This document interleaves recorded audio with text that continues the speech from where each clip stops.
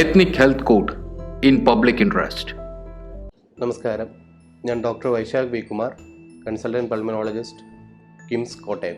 നമ്മളിന്ന് ഇവിടെ പറയാൻ പോകുന്ന വിഷയം എന്ന് പറഞ്ഞാൽ കോമൺ ആയിട്ട് എല്ലാവർക്കും അറിയാവുന്ന ശ്വാസകോശ സംബന്ധമായ അസുഖങ്ങൾ, ആസ്മ അല്ലെങ്കിൽ TB, COPD അങ്ങനെയുള്ള കാര്യങ്ങളാണ് എല്ലാവർക്കും അറിയാവുന്ന ഒരു അസുഖങ്ങളെപ്പറ്റി, ശ്വാസകോശ സംബന്ധമായിട്ടുള്ള അസുഖങ്ങൾ. പക്ഷെ ഇന്ന് നമ്മളിവിടെ പറയാൻ പോകുന്നത് പൊതുവെ ആൾക്കാർ അത്ര കാര്യമായിട്ട് എടുക്കാത്തതും എന്നാൽ അത് കാരണമുള്ള പല പല ദൂഷ്യങ്ങൾ വരുന്നതുമായ ഒരവസ്ഥയാണ് സ്ലീപ്പ് ആപ്നിയ, അല്ലെങ്കിൽ രാത്രി കാലങ്ങളിലുള്ള കൂർക്കം വലി. ഈ കൂർക്കം വലി നമ്മൾ ചിലവർക്ക് ചെറുപ്പം തൊട്ടേ ഉണ്ടാവും. അപ്പോൾ അവർ വിചാരിക്കും അത് വലിയ കാര്യമായിട്ട് എടുക്കത്തില്ല. പക്ഷെ ഇതുകൊണ്ടുണ്ടാകുന്ന ഭവിഷ്യത്തുകൾ വളരെ ഭയാനകമാണ്. അത് നമ്മുടെ നാട്ടിൽ ഇന്നും അതിനെപ്പറ്റി നല്ല രീതിയിൽ ആൾക്കാർക്ക് അറിയത്തില്ല. അപ്പോൾ എന്താണ് സ്ലീപ്പ് ആപ്നിയ എന്ന് പറയുമ്പോൾ, നമ്മുടെ ശ്വാസനാളി, നമ്മൾ ശ്വാസം എടുക്കുന്നതിൽ ഒരു ഉറങ്ങുന്ന സമയത്ത് അവിടുത്തെ മസിലുകൾ വീക്കാവുന്നതോടെ ഒരു ട്രാൻസിയൻ ടൈം, ഒരു ചെറിയൊരു ടൈമിൽ ആ ശ്വാസനാളിയിൽ ഒരു അടപ്പുണ്ടാവുകയും തന്മൂലം ശ്വാസം നല്ല രീതിയിൽ അകത്തോട്ട് എടുക്കാതെ വരുമ്പോഴാണ് ഈ കൂർക്കം വലിയും അല്ലെങ്കിൽ സ്ലീപ്പ് ആപ്നിയ ഉണ്ടാകുന്നത്. അതിൻ്റെ മുഖ്യമായ കാരണങ്ങൾ എന്ന് പറയുന്നത് പലതാണ്. അതിൽ ഏറ്റവും മുഖ്യമായിട്ടുള്ളത് ഒബീസിറ്റിയാണ്, വണ്ണം കൂടുതൽ. അത് ഇന്നത്തെ കാലത്ത് നമ്മുടെ ജീവിത രീതിയും ഭക്ഷണക്രമവും എല്ലാം കാരണം വളരെയധികം ആൾക്കാർ നോക്കാത്ത ഒരിതാണ് അവരുടെ ബോഡി വെയിറ്റ് കൂടുന്നത്. പിന്നെ ഉള്ളത് ടോൺസിൽസ് വലുതാവുക, അഡിനോയിഡ്സ് വലുതാവുക, അല്ലെങ്കിൽ മൂക്കിൽ ഡീവിയേറ്റഡ് നേസൽ സെപ്റ്റം, മൂക്കിൻ്റെ പാലം വളഞ്ഞ് മൂക്കടപ്പ് ഉണ്ടാവുക. ഇതെല്ലാം ഇതുപോലത്തെയുള്ള സ്ലീപ്പ് ആപ്നിയയിലേക്ക് നയിക്കാം. അപ്പം പ്രധാനമായും സ്ലീപ്പ് ആപ്നിയയിലുള്ളത് എന്ന് പറയുന്നത് 3 ടൈപ്പ് ഓഫ് ആപ്നിയസ് ആണ്. ഒന്ന് ഒബ്സ്ട്രക്റ്റീവ് സ്ലീപ്പ് ആപ്നിയ, ഞാൻ നേരത്തെ പറഞ്ഞ പോലെ ശ്വാസനാളിയിൽ അടപ്പുണ്ടാകുന്നത്. രണ്ടാമത്തത് സെൻട്രൽ സ്ലീപ്പ് ആപ്നിയ, അത് ബ്രെയിനിൻ്റെ ഓരോ ബുദ്ധിമുട്ടുകൾ കാരണം ഉണ്ടാകുന്നതാണ്, അല്ലെങ്കിൽ മരുന്നുകൾ കഴിക്കുന്നതിൻ്റെ പരിണിത ഫലമായിട്ടുണ്ടാകുന്ന ആപ്നിയാണ് സെൻട്രൽ സ്ലീപ്പ് ആപ്നിയ. ചിലവർക്ക് ഇത് മിക്സഡ് സ്ലീപ്പ് ആപ്നിയ എന്ന് പറഞ്ഞു, രണ്ടും കാണും. ഒബ്സ്ട്രക്ഷൻ കഴിഞ്ഞ് അതിനിടയ്ക്ക് വെച്ച് സെൻട്രൽ സ്ലീപ്പ് ആപ്നിയ വരുന്നതാണ് മിക്സഡ് സ്ലീപ്പ് ആപ്നിയ. അപ്പം നമ്മളിവിടെ പറയാൻ പോകുന്നത് മെയിനായിട്ട് ഒബ്സ്ട്രക്റ്റീവ് സ്ലീപ്പ് ആപ്നിയാണ്. കാരണം അതാണ് നമ്മുടെ നാട്ടിലും അല്ലെങ്കിൽ പൊതുവേ ഏറ്റവും കൂടുതലായിട്ട് ഒരു 90% ആൾക്കാർക്കും ഒബ്സ്ട്രക്റ്റീവ് സ്ലീപ്പ് ആപ്നിയാണ് കണ്ടുവരുന്നത്. ഇതിൻ്റെ ക്ലിനിക്കൽ ഫീച്ചേഴ്സ് എന്തൊക്കെയാണ്, താങ്കൾക്കൊരു ഒബ്സ്ട്രക്റ്റീവ് സ്ലീപ്പ് ആപ്നിയ ഉണ്ടോ എന്നറിയുന്നതിൻ്റെ ഉള്ള രോഗലക്ഷണങ്ങൾ. ഒന്നാമതായിട്ട് രാത്രി കൂർക്കം വലി. അതും എല്ലാവർക്കും ഹാബിച്വൽ കൂർക്കം വലി ഉണ്ട്. അതായത് നമ്മൾ ചിലവർ ഹാബിറ്റായിട്ട് അതുകൊണ്ട് നമുക്ക് വലിയ ദോഷങ്ങൾ ഉണ്ടാവണം എന്നില്ല. പക്ഷേ ചില ടൈപ്പ് ഓഫ് കൂർക്കം വലി, അതായത് സൗണ്ട് ചെറിയ സൗണ്ടിൽ നിന്ന് തുടങ്ങി വളരെയധികം വലിയ സൗണ്ടിലേക്ക് വരികയും ചിലവരത് കേട്ട് പേടിക്കും. കൂടെയുള്ള വൈഫോ അല്ലെങ്കിൽ അടുത്തിരിക്കുന്ന റൂമിലിരിക്കുന്നവർ വരെ ചിലപ്പോൾ ആ കൂർക്കം വലി കേൾക്കും. പെട്ടെന്ന് അത് സഡൻ ബ്രേക്ക് ഇട്ട് നിൽക്കുന്ന പോലെ ആ കൂർക്കം വലി നിൽക്കും. വീണ്ടും ഇതൊരു സൈക്കിൾ പോലെ തുടങ്ങും. ചെറിയ സൗണ്ടിൽ നിന്ന് വലിയ സൗണ്ട് ആവും. പിന്നെ അത് ഇടയ്ക്ക് വെച്ച് സഡൻ ബ്രേക്ക് ഇട്ട് നിൽക്കുന്ന പോലെ ആ ഒരു കൂർക്കം വലി നിൽക്കും. ചിലപ്പോൾ ഈ സമയത്ത് ആ രോഗിക്ക് ചോക്കിങ്, അതായത് ശ്വാസം കിട്ടാതെ ഉണരാനും എല്ലാം സാധ്യതയുണ്ട്. പക്ഷെ ചില സമയത്ത് രോഗി ഇതിനെപ്പറ്റി ഒന്നും അറിയണമെന്നും കൂടിയില്ല. ഇതാണ് അതിൻ്റെ പ്രധാനമായൊരു ക്ലിനിക്കൽ ഫീച്ചർ. പിന്നെ ഉണർന്നെണീക്കുമ്പോൾ അതിരാവിലെയുള്ള തലവേദന, പിന്നെ പകൽ ടൈമിൽ അധികമായിട്ടുള്ള ഉറക്കം തോന്നൽ, ക്ഷീണം, എപ്പോഴും ഒരു ടയേർഡ് ഫീലിംഗ്, ഒന്നിനും ഒരു ഉന്മേഷമില്ല. പിന്നെ വർക്കുകളിലൊന്നും കോൺസെൻട്രേഷൻ കിട്ടുന്നില്ല, എന്ത് ചെയ്താലും ഒരു തൃപ്തിയില്ല. ഇതൊക്കെയാണ് ഇതിൻ്റെ ഒരു മെയിൻ ആയിട്ടുള്ള ക്ലിനിക്കൽ ഫീച്ചർ. നമ്മൾ വിചാരിക്കും നമ്മൾ ഭക്ഷണം കഴിച്ചില്ല, എക്സസൈസ് കുറവ് എന്നൊക്കെ ഉള്ളതുകൊണ്ട് ഇതങ്ങ് നമ്മൾ ശരിയാക്കി നോക്കാതെ വിടുന്നതാണ്. ഇതിൻ്റെ ഫർദർ കോംപ്ലിക്കേഷൻസ് വരാനുള്ള മുഖ്യ കാരണങ്ങൾ ഇതൊക്കെ തന്നെയാണ്. അപ്പം ഇനിയുള്ളത് നമ്മൾ പറയുന്നത് ഈ ഒബ്സ്ട്രക്റ്റീവ് സ്ലീപ്പ് ആപ്നിയയുടെ കോംപ്ലിക്കേഷൻസ് എന്താണ്. അപ്പോൾ ആൾക്കാരായിരിക്കും ഒരു കൂർക്കം വലിയും കൊണ്ട് എനിക്ക് എന്ത് ബുദ്ധിമുട്ടാണ് ഉണ്ടാവാൻ പോകുന്നത്. കൂടുതലും കണ്ടുവരുന്നത് ഡയബറ്റീസ് ആണ്. ചെറിയ രീതിയിൽ തുടങ്ങുന്ന ഡയബറ്റീസ് ഈ ഒബ്സ്ട്രക്റ്റീവ് സ്ലീപ്പ് ആപ്നിയയും കൂടെ ഉള്ളവർക്ക് വളരെയധികം പെട്ടെന്ന് കൂടുകയും അത് ഇൻസുലിനിലേക്ക് വേണ്ടി വരികയും ആ ഇൻസുലിൻ ഡോസ് പെട്ടെന്ന് കൂട്ടുകയും ഒക്കെ ചെയ്യുന്നതാണ് ഡയബറ്റീസിൽ നമ്മൾ കാണുന്നത്. എത്ര ഇൻസുലിൻ കൊടുത്താലും കൺട്രോൾ ആവത്തില്ല. ചിലവർക്ക് ഡെയിലി 40ഉം 100ഉം അല്ലെങ്കിൽ അതിലും കൂടുതൽ ഇൻസുലിൻ ഡോസ് ഒക്കെ വേണ്ടി വരും. പിന്നെ ഉള്ളത് ഹൈപ്പർ ടെൻഷൻ. അത് ഒരു ടാബ്ലറ്റ് കഴിച്ചിട്ട് കൺട്രോൾ ആവുന്നില്ല, 2 ടാബ്ലറ്റ് കഴിച്ചിട്ട് കൺട്രോൾ ആവുന്നില്ല, അങ്ങനെ കൺട്രോൾ ആവാത്ത ഹൈപ്പർ ടെൻഷൻ. മൂന്നാമത്തെ ഉള്ളത് ഹൈപ്പോതൈറോയിഡിസം. എത്ര മരുന്ന് കഴിച്ചിട്ടും തൈറോയിഡിൻ്റെ വാല്യൂസ് കൺട്രോൾ ആവാതെ വരിക.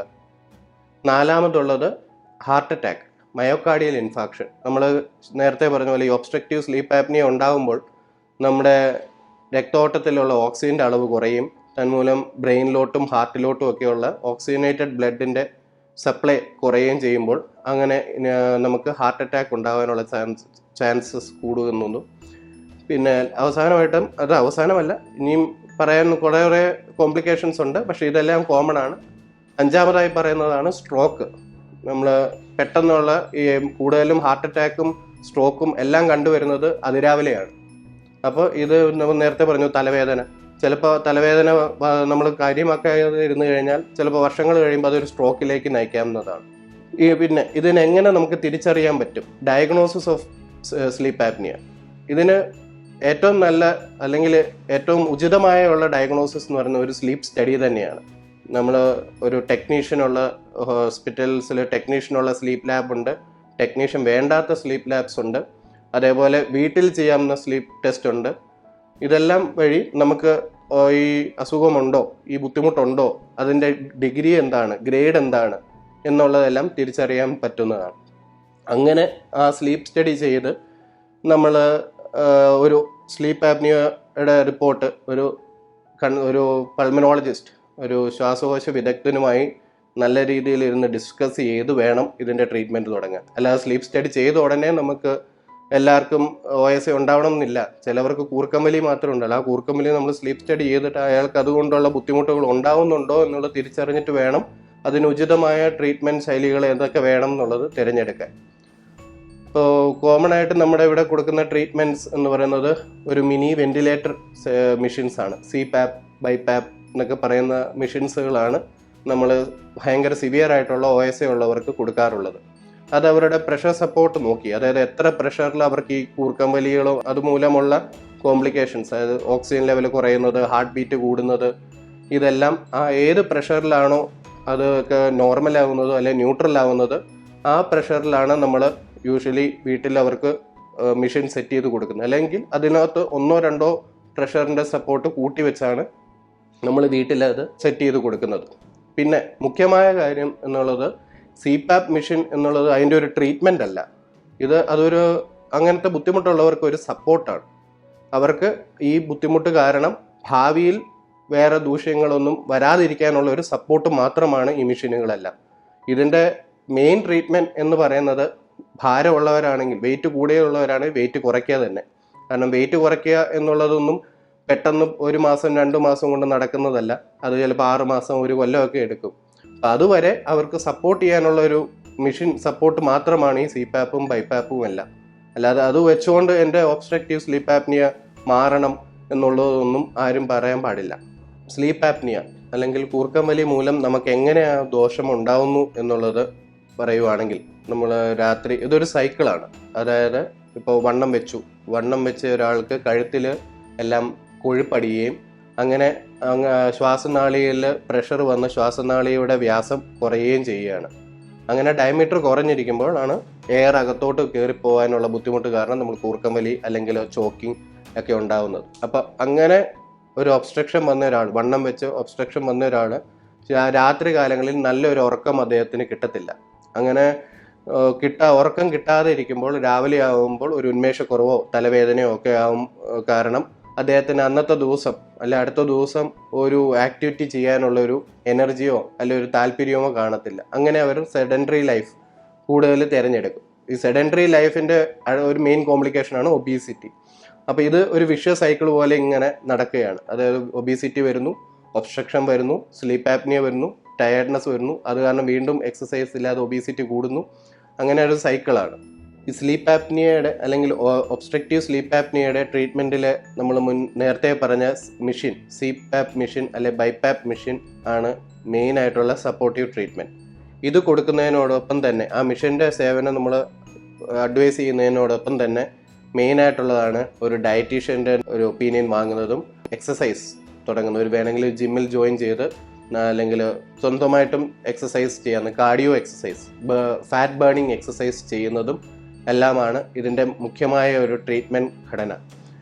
ഇത് 6 മാസം 1 വർഷം അങ്ങനെയുള്ള ട്രീറ്റ്മെൻറ്റ് ഘടനയ്ക്ക് നമുക്ക് പറയാൻ പറ്റത്തില്ല. CPAP മെഷീൻ യൂസ് ചെയ്ത് 6 മാസം കൊണ്ട് ക്ലിയർ ചെയ്യാവും എന്നുള്ളതൊന്നും നമുക്ക് പറയാൻ പറ്റില്ല. പേഷ്യൻസിൻ്റെ സപ്പോർട്ടും കൂടെ വളരെയധികം വേണ്ട ഒരു ട്രീറ്റ്മെൻറ്റ് ശൈലിയാണ് സ്ലീപ്പ് ആപ്നിയയ്ക്കുള്ളത്. അപ്പോൾ നല്ലൊരു ഉറക്കം കിട്ടുന്നതാണ് നല്ലൊരു ആരോഗ്യത്തിനും നല്ലൊരു ഫ്യൂച്ചറിനും നല്ലതെന്ന് പറയപ്പെടുന്നു. അതുകൊണ്ട് CPAP മെഷീൻ യൂസ് ചെയ്യുന്നതുകൊണ്ട് ഭയപ്പെടാനൊന്നുമില്ല. അതൊരു സപ്പോർട്ട് മാത്രമാണ്. ചിലവർക്ക് പേടിയാണ് CPAP മെഷീൻ യൂസ് ചെയ്യുന്നതിനെ പറ്റിയും അതിൻ്റെ കോംപ്ലിക്കേഷനെ പറ്റിയൊക്കെ പേടിയാണ്. അപ്പോൾ ഇന്നത്തെ കാലത്ത് വളരെയധികം അഡ്വാൻസ് ആയിട്ടുള്ള CPAP മെഷീൻസും ഭയങ്കര കംഫർട്ടബിൾ ആയിട്ടുള്ള CPAP മെഷീൻസും എല്ലാം അവൈലബിൾ ആണ്. നല്ലൊരു ഉറക്കം കിട്ടട്ടെ. അതുകൊണ്ട് നല്ലൊരു നാളേക്ക് വേണ്ടി നല്ലൊരു ഉറക്കം തന്നെയാണ് വേണ്ടത്. നിങ്ങൾക്ക് വേണ്ട എല്ലാ ആരോഗ്യ അറിവുകൾക്കും എത്നിക് ഹെൽത്ത് കോട്ടിൻ്റെ യൂട്യൂബ് ചാനൽ സബ്സ്ക്രൈബ് ചെയ്യുക. ബെൽ ഐക്കൺ അമർത്തി ഓൾ എന്ന ഓപ്ഷൻ സെലക്ട് ചെയ്യാൻ മറക്കരുത്. എത്നിക് ഹെൽത്ത് കോട്ടിൻ്റെ എല്ലാ വീഡിയോകളും എപ്പോഴും ഫേസ്ബുക്ക് പേജിലും. Ethnic health court, forward to good health.